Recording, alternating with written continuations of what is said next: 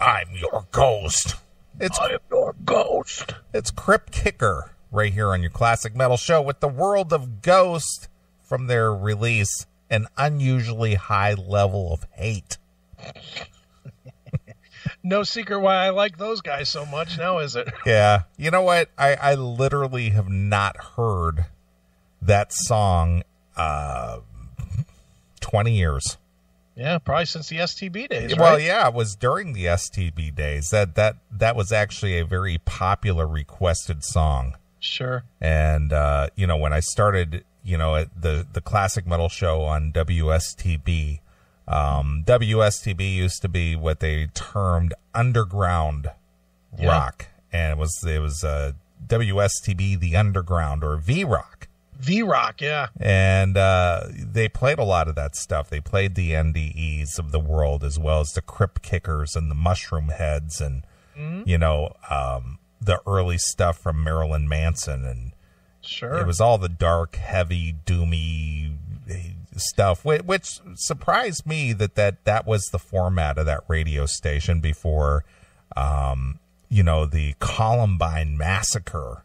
Yeah, was the big reason that they changed formats to something more safe, right? Such as alternative, so they could play the Blink 182s and all the garbage rock.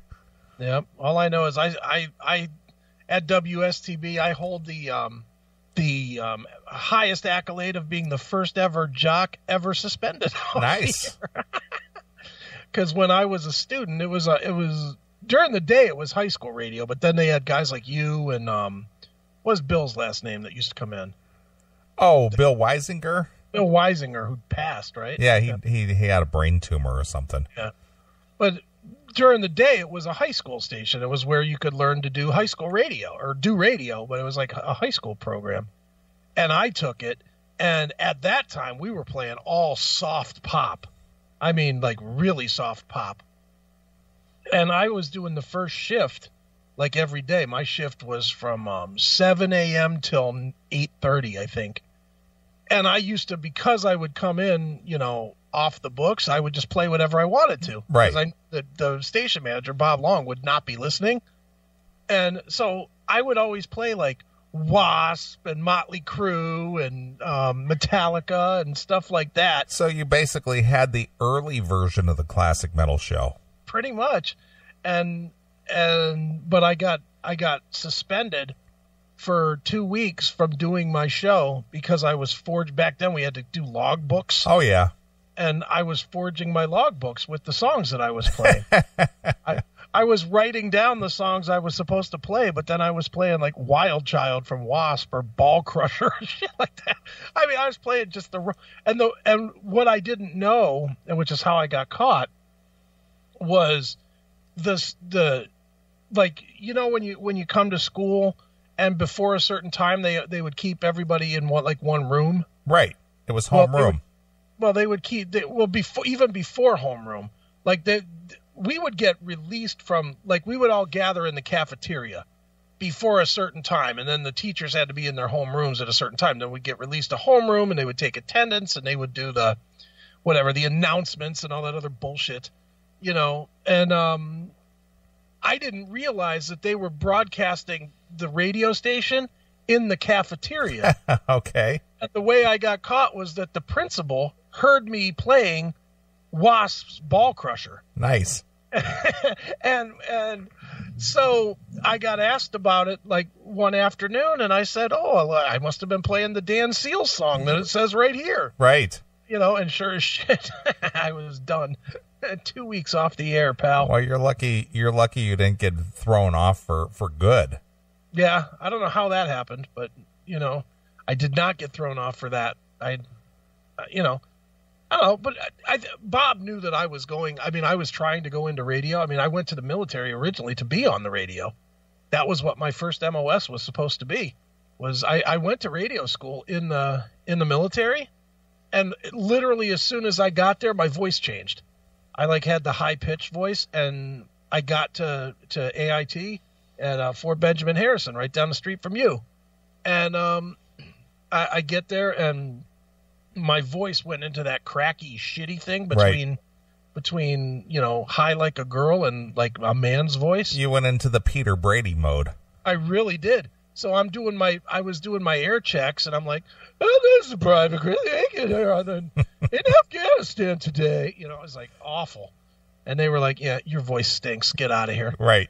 They booted me, and then I went and ended up at Fort Jackson for typing school and became a 71 Lima clerk typist, which was great because it was like 4 guys and like 100 girls, and all of them were locked down. So every weekend they were just whores. They were like totally ready to fuck. It was so much fun. I'm so glad that I boloed out of radio school because I got all kinds of pussy out of that. Nice. So much fun. Yeah, love those military stories. Well, I am proud to say that in the last, I think it was the last 2 years that I was on WSTV, even though they did not subscribe to the Nielsen SoundScan ratings, they were able to get it from one of the professional stations out there. Sure. And the Classic Metal Show was the highest rated show on that station for 2 years straight. Sure. Absolutely. Dude, it's always cool when you're, it's always cool when you start making waves, to where they can't really fuck with you too much, and that, I went through that with MMS. We were you remember the metal show was huge. Right. It was so nice to have that kind of power, especially when we were on 92. When we went to 92.3 from MMS, the show had enough, I don't know what you want to call it, appeal or name recognition or whatever, that they did the whole bus thing. They had pictures of me and Matt on buses and on billboards and shit. It was fucking ridiculous. Right.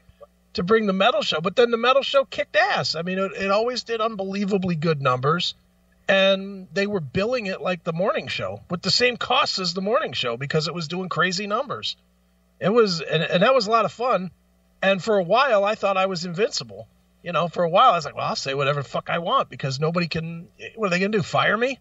They're not going to fire me. And sure enough, you know what I learned? CBS has enough money to deal with fucking some chump change loss on a Sunday night. Yeah, well, before radio became corporate and the radio stations were owned locally more than, on a big corporate scale.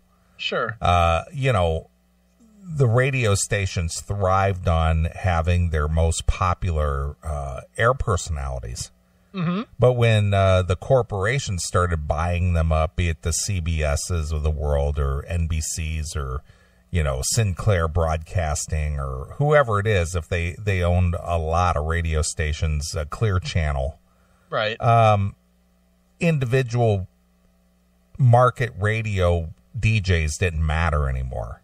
Yeah. And when I went to broadcasting school, one of the things that was changing at that time because of that act that Clinton signed about, the unlimited number of radio stations or newspapers or TV stations any corporation could own in any market. Right. They said, you don't want to be personality radio. You just want to be personable radio. Yeah. So they didn't want you to become a name because if you became a name and you had some kind of a contract with that station, then your value went up. Right. Especially if you were a popular radio personality. And they were trying to dissuade you from ever doing that. Yeah. Oh, yeah. Yeah, dude, for Matt and I, we were just right place, right time. We were at a station that was they were trying to keep their local edge, even though that they were a CBS station, because that was right at the same time that MMS was going through their big change. When MMS transferred, because remember, MMS was always a fucking local station. Yeah, well, they were a powerhouse because they broke a lot of the ground for FM radio, because FM radio did not even hit as far as a popular radio medium until the very early 70s. Right. AM radio was a staple, and FM radio was sort of experimental at the time. Sure. And so the DJs who were on FM radio they did it much like what we do. They did their shift out of passion.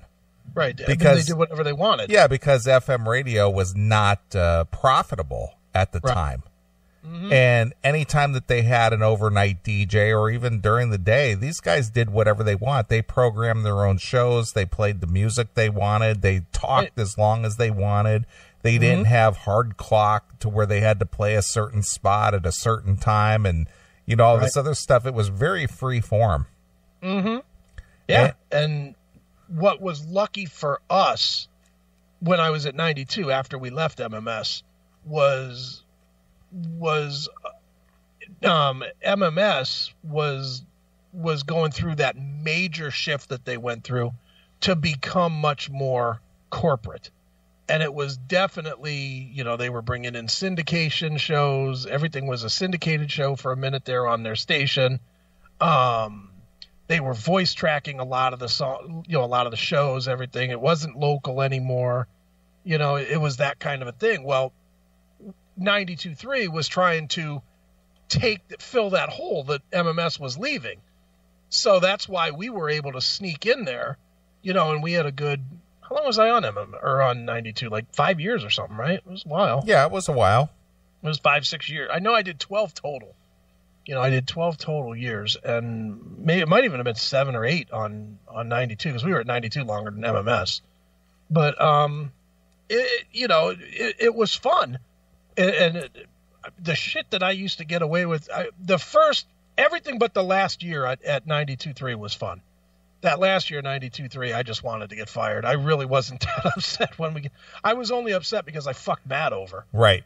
Matt, who actually needed the money, that upset me that he was getting fucked out of his job. But, me getting fired for, I was making good coin at that point. So it wasn't like I was make or break on paying my bills if I didn't, have their $600 a month or whatever it was for that show. Right. So but I had a ton of fun. I mean, some of the shit we got away with, get gayer for Slayer and just some of the stupid shit that we did with the guy that got arrested and kept his phone on, and the police wanted to investigate us for broadcasting his arrest, and we did some funny, crazy shit especially at that point. That was when the station was owned by CBS, right? And I can tell you for a fact, I got called in several times, almost weekly. Kim Monroe was our program director, and my day job was in the same building as the radio station was. So she would call me on a Monday, and she would be like, come over here at lunchtime. And I always knew it was just to get fucking ripped. And I would go over there, and she would be like, did you say that the guys that own Peabody's Down Under are a bunch of fags? And I'd be like, yes, I did. Well, you can't attack a sponsor, And it was just nonstop. It was constantly, they were up my ass about everything I said, everything I did. But the conversation always ended with, but keep up the good work. You guys are kicking ass. Yeah, of course. Because we were like the hottest thing on the station other than Rover, who was the morning show at the time. And even to this day, I still don't understand that. He's got that friend. Rover sucks a dick. Oh, he's not very good, but dude, it was just such a fun time to be doing radio, and I mean, they gave me shit about everything, but it just didn't matter. I mean, dude, I don't even know if I ever told you, they used to give me shit about doing your show. They would be like, you're an employee of CBS radio. You can't be going out doing independent radio. And I was like, dude, I'm doing it. That's it. I'm just doing it. I would do your show a lot. I would do Bill Peters' show, and I would just go on and I'd be like, hey, it's Chris from the Metal Show. Right. On 92.3. Sure. And I wasn't, and my argument was always the same. My argument was, I always plug where I'm at. I never talk bad about where I'm at. And I'm promoting what we're doing. And it's working because we got big numbers. Yeah, not only that, but we were no competition because, we were non-commercial. Yeah, but you know, I mean, they always thought the argument that was made was that I was giving something away. Oh, I see. You were doling out that talent, man. Yeah, I was giving it away to people that weren't paying me, but I made them pay me. And it was like, I'm just a guy. You guys offered me money. I didn't come asking you for money. You know, you offered me money, so I'm taking it. But I'm also going to do what I do because, you know, what they always did not understand. And Kim Monroe did at the end. And then the guy Nard that replaced her really got it. But what they didn't understand was that by having the relationships with all of the college stations and you and whatnot, it gave us tremendous clout. It gave us clout with people that listen to this kind of music anywhere. You know, we could go to the college stations and it wasn't like, oh, those corporate faggots are here now. And we could talk about, you know, underground bands, and we would talk about underground bands, and we had cred because we had been heard on other stations that, you know, how college radio listeners are. They're all snobby. They all have that, oh, well, college radio is the best, and, you know, this is why we're never going corporate, man. Of course. You know, they all had that thing. And we kind of transcended that because we had friendships and did, you know, like, you remember I did all those meet and greets that were always collaborative with Bill Peters. Right. With the Metal on Metal show on WJCU. And that was unheard of at the time. And I can't tell you the amount of arguments that I had with radio station personalities with radio station management, I mean, where they would be like, well, you can participate in this, but you can't plug the college radio station. And it was like, they're doing it with us. You know, when we brought Pantera for the Pantera meet and greet, the biggest thing we ever did. Right. It was Bill that made that happen. I mean, it was Bill using his clout at Warner Brothers and with his show, combined with the clout of us having the metal show, that brought Pantera. But it wasn't one or the other, and they were not happy that we were doing it as a collaborative thing. They were like, well, it should be WMMS presents Pantera. And it's like, no, it's not. That's not what it is. And they never understood it because it didn't make business sense. Right. But I mean, you remember the Pantera thing, fucking 3,000 people came out. It was retarded. Well, I didn't have anything that monumental, but I was still very early in the classic metal show. I was probably like 3 years in. Mm-hmm. And one of the things that I did, and I did this out of pocket, was that L.A. Guns got back together with the original lineup. Right. And they did The Man in the Moon. Right. Mm-hmm. And they were doing a promotional tour. They were touring the Hard Rock cafes. Okay. And so what I did was I got a hold of LA Guns management. I didn't know LA Guns yet. Sure. But I got a hold of LA Guns management, and they were coming to Cleveland to the Hard Rock Cafe, and they were doing this little, promo concert at the Hard Rock. And so I was the only one in the Akron, Cleveland area still playing LA Guns or anything like that. Mm-hmm. And I said, hey, I want to do like a meet and greet with LA Guns. And I had a good relationship with one of the last local record stores in town, Digital Days. Sure.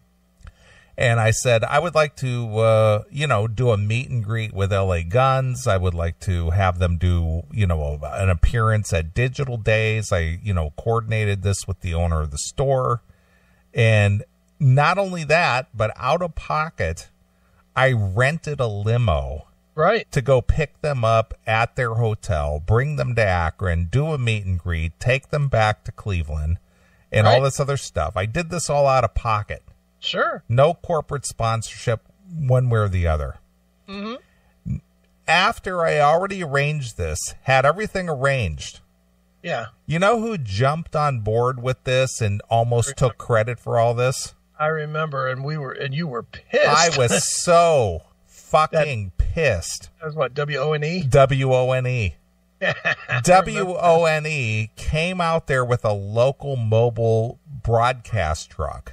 Right. And they broadcast live from this meet and greet as if this was something they put together.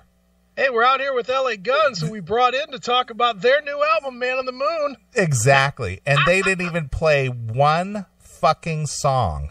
Right. At all. Hey, it's me, Dave Jockers, here with Steve Riley. True.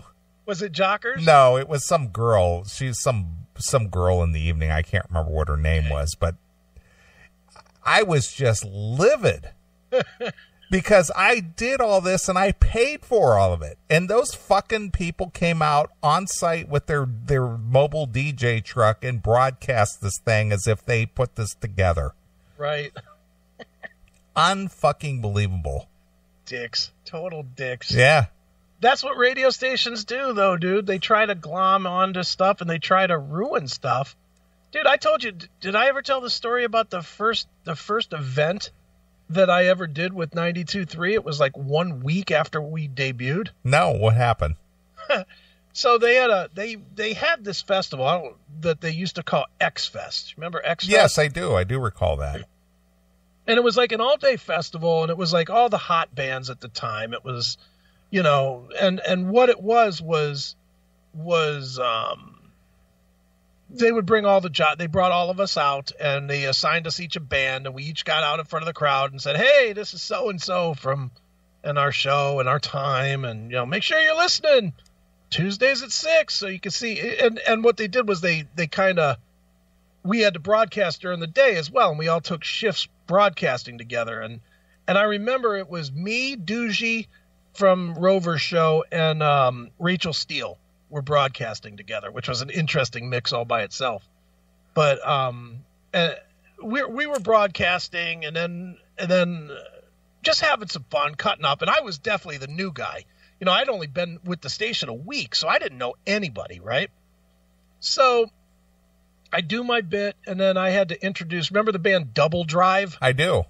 That was the band I had to introduce, was Double Drive. So I get up on stage. I'm like, hey, it's Chris Aiken from the Metal Show. You know, we're now on Sundays at the time, I think it was like 9 o'clock or something. And blah, blah, blah. Did my little spiel. And here it is. It's Double Drive. Yeah. You know, whatever. So we come off, and I go back up to the front where the broadcast was. And like we had kind of I don't know what this guy's job was, but he was sort of like the coordinator guy. Okay. And he grabbed me, and he grabbed like two other guys, and he said, hey, you know, would you guys mind standing out by these signs? Because we're having a problem with people trying to steal these signs. And they were just plastic signs that were like, you know, what do you call those? Zip tied? Yeah. Zip tied to the fence around. It was at the time at Nautica, I think. It was at the Tower City or somewhere. I think it was at Tower City. Okay. And there was like a fence. So they asked us to just kind of hang out and shoo people off if they were trying to steal the signs. So we were like, yeah, sure. You know, so we're standing there, and we're maybe 15 feet or so from the broadcast thing. And Kim Monroe, who was the program director, is over there, and you know, some other higher ups from the station are there, and station people are right there because they're listening to the broadcast and whatnot. Well, what it was WMMS. Remember, that was when they had that guy Bo that took over, right? And they were trying to do you know, like one of these radio station thing, you know, like a radio station war. And they came down with a group of people and started tearing down the signs, you know, and they were like trying to make a big deal about it. And they had somebody taking pictures or whatever. Well, you know me, I don't play. I went right up to the fucking first guy and punched him right in the fucking face. It's like, what the fuck are you doing? I didn't even say that. I just hit him. bang, I hit this fucker in the face, and I knocked him down. And then I went after the next guy. I was like, you motherfuckers, I'm like going fucking crazy. All of a sudden, there's like fucking 30 people come running out to see what I'm doing. And they're pulling me out of this fight. And Kim gets hold of me. She's like, what the fuck are you doing? I was like, these fuckers are destroying our shit. And she was like, so you're beating their ass? I was like, yeah, fuck them. And she was like, I'm never having you do anything like this again. Yeah, you're a liability, pal. She was horrified that I would just immediately start throwing punches. Sure. But she didn't know me. She didn't know me very well at all at that point. But yeah, and that was the first thing. Matt was like, Matt was there, and he came up to me later on and goes, did you get in a fight? And I was like, yeah. And he's like, we're going to get fired before we've done a month. What are you doing? And I was like, dude, don't worry about it. I got this. And he was like, you got what? You got fucking in a fight. We're too young to be doing this shit. Mm-hmm. That was always like, he was always horrified at the shit that I did. But, sure. But at the same time, he knew that drove that was the engine, was the chaos. So, it was what it was, and we didn't get fired, and the show did well, so whatever. But yeah, that was the first event that I ever did with 92.3. Right. Well, a guy that kind of captured the spirit of independent DJs, the guys who used to kind of make, to coin a phrase from your promoter guy over there in Kent that used to make radio go. Oh yeah, was Tom Petty. Right. Tom Petty had a song out there called "The Last D.J." Mm-hmm. And I was just going to read a couple of the lines from the lyrics here because it's very fitting. Okay. It says, well, you can't turn him into a company man. You can't turn him into a whore. And the boys upstairs just don't understand anymore. Well, the top brass don't like him talking so much. Isn't that the thing? You guys talk too much. Yeah. And he won't play what they say to play. Right. And he don't want to change what don't need to be changed. There goes the last DJ. He plays what he wants to play, and he says what he wants to say. And there goes your freedom of choice, and there goes the last human voice. There goes the last DJ. Well, some folks say they're going to hang him so high because he just can't do what he did. There are some things you just can't put in the minds of those kids. As we celebrate the mediocrity all the boys upstairs want to see, how much you'll pay for what you used to get for free. So there goes the last DJ who plays what he wants to play, and he says what he wants to say. So there you go. And we lost Tom Petty this week. Yeah. How was that for a shocker, huh? You know what? I have a lot of mixed thoughts on that. Mm-hmm. I mean, obviously, if you followed this story at all, Tom Petty made his big splash, and I believe it was like 79 with the Damn the Torpedoes. So, right. He'd been doing it for close to 40 years, which is hard to believe. Yeah. And, the guy was 66 years old, had a really great career. I've seen Tom Petty maybe 3, maybe 4 times, at various stages in his career. I never was a major fan, but I liked a lot of his tunes. Sure. And at 66 years old, knowing a little bit about his lifestyle, right? Being a rock star or being a guy who tours pretty consistently. Yeah. But having a healthy lifestyle on the road is very difficult because I believe Tom Petty smoked and, right. Obviously probably partook in some booze. And what I read earlier this week was he claimed he had a heroin addiction in the 90s. Wow. I didn't know that. I didn't know that either. And so after a while, this kind of rock and roll lifestyle really will and does take its toll on you. Right. But, the thing is that Tom Petty was out on his 40th anniversary tour, wrapped it up a week ago Monday, and the following Monday, the guy's dead. That sucks. That's just the way, I mean, if you want to talk about a rock and roll way of going out of this mortal coil, I guess that would be the way. It just kind of sucks that, man, that guy made a shit ton of money and really didn't get to enjoy it. Didn't get to enjoy any time away from music. You take that with mixed feelings, I guess. You could take that as went out the way he wanted to, or you could take it as, man, that fucking sucks to have $100 million in the bank and not get to enjoy any of it. Yeah, and the funny thing is some of his recent interviews that he had given was, basically he was just like, I think this is going to be our last big tour. I'm kind of burned out. We're going to still play here and there, but we're certainly not going to be booking 50, 60 shows in a year. Right. This is, I want to enjoy and live my life. I've got grandchildren now. I want to spend time with them. Right. And the guy wraps up his 40th anniversary tour and drops dead a week later. Yeah, that sucks. That just blows. I'm with you, though. Not a huge Petty fan myself. Respect him. I mean, there's definitely other bands that are just as big that I have like zero for, like U2. But, Petty was what Petty was. I mean, he songwriter guy, just didn't do it for me personally. But, and like you, he's one of those guys, if his songs are on the radio, I don't think I would turn it. But I don't think I'd be like, holy shit, let me download that on my phone quickly. Right. Just, he's okay. He's cool. Yeah. So, I wasn't familiar that as many records that he sold, but, Tom Petty and the Heartbreakers sold a shit ton of records. I think it's like 60 million.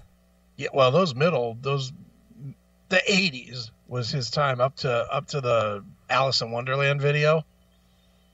He was huge at that point, wasn't he? Yeah. Don't Come Around Here No More. Yeah. And Running American Down Girl. a Dream and Free Fallin'. American Girl. Yeah, well, that was early 80s. Was that? Well, yeah, because that was part of the soundtrack to Fast Times at Ridgemont High. Oh, was it? Okay. I heard it today and didn't even realize. Yeah.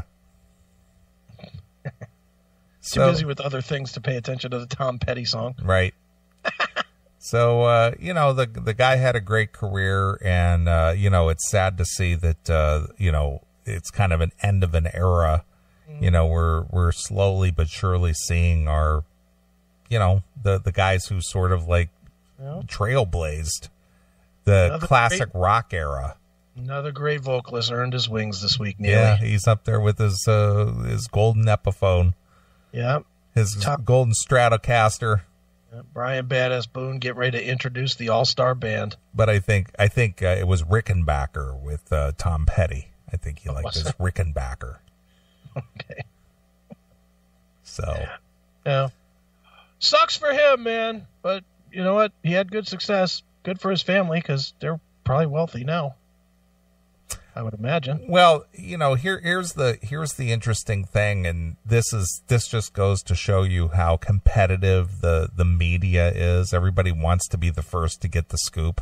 Sure. Well, they announced that Tom Petty passed away at it was like 4:30 Central Time or 5:30 Eastern Time.